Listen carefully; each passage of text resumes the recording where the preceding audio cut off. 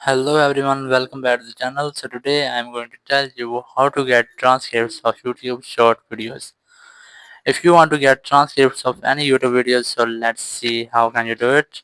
For this you just have to open your YouTube app and then select the video which transcript you want to get.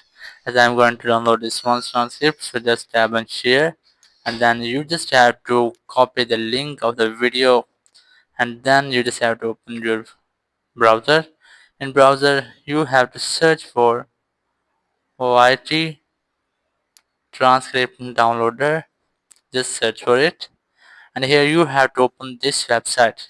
You just have to open this, just tap on it and here you have to paste the copied link, then tap on extract transcript, and after that it will take some time to extract the transcript, and here you will get the transcript. So here you can see that the transcript of the video has been successfully extracted and now I can copy it.